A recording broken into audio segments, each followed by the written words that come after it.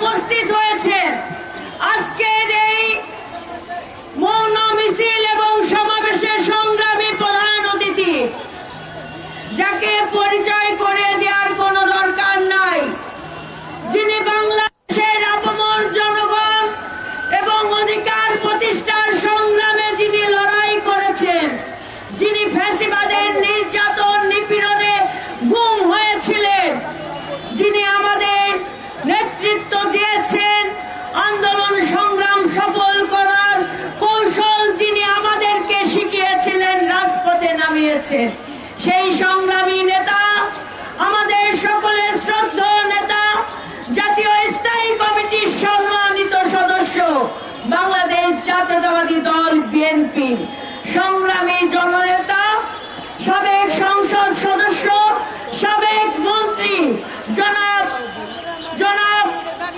সালাউদ্দিন আহমেদ সাহেব আমাদের মাঝে উপস্থিত হয়েছেন। আমরা নারী ও শিশু অধিকার ফোরামের পক্ষ থেকে তাকে রক্তিম শুভেচ্ছা জানাচ্ছি।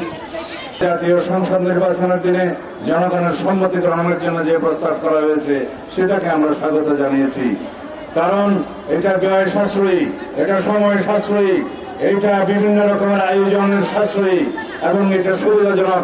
বেশি ভোটারদের অংশগ্রহণের মধ্য দিয়ে তারা মতামত দিতে পারবে। তবে এটা আমাদের মনে রাখতে হবে, গণভোটের মধ্য দিয়ে আইন প্রণয়ন করা হয়ে যাবে না, গণভোটের মধ্য দিয়ে সংবিধান সংশোধন হয়ে যাবে না। তার জন্য অবশ্যই জাতীয় সংসদ গঠিত হতে হবে। সেই জন্য জাতীয় সংসদ নির্বাচনের পুনরাবৃত্তি করেছেন তিনি 15 ফেব্রুয়ারির প্রথমার্ধে। সেজন্য তাকে আমরা সাধুবাদ জানিয়েছি, কারণ আমরা অতি অবশ্যই আগামী ফেব্রুয়ারির প্রথমার্ধে জাতীয় সংসদ নির্বাচন অনুষ্ঠান হোক, সেটা চাই। এই জাতি চায়, আমরা ভোটাধিকার প্রয়োগ করতে চাই। এই জাতির সমস্ত জনগণ সেই ভোটাধিকার স্বাধীনভাবে উৎসবমুখরভাবে প্রয়োগ করার জন্য উন্মুখ হয়ে আছে। আমরা মনে করি বাংলাদেশে সেই জাতীয় সংসদের সার্বভৌমত্ব যাতে খোঁটা না হয়, সেই জন্য আমরা কোনো আরোপিত আইন দিয়ে, আদেশ দিয়ে, যে কোনো রকমের জবরদস্তিমূলক প্রস্তাব দিয়ে জাতীয় সংসদের সার্বভৌমত্বকে আমরা হস্তক্ষেপ করাতে দিতে চাই না।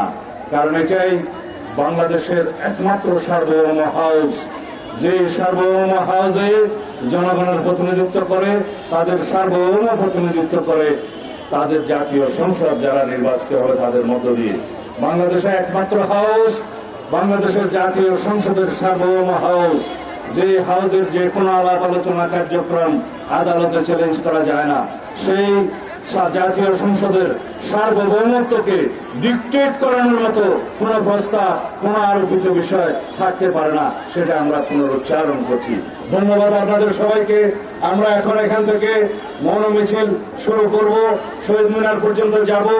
আমরা আপনাদেরকে অনুরোধ করব সুশৃঙ্খলভাবে যেন আমরা সেই মৌন মিছিলে অংশগ্রহণ করি। খোদা হাফেজ। বাংলাদেশ জিন্দাবাদ, বাংলাদেশ জাতীয়তাবাদী দল জিন্দাবাদ, শহীদ জিয়া অমর হোক, বেগম খালেদা জিয়া জিন্দাবাদ, আমাদের নেতা জনাব তারেক রহমান জিন্দাবাদ।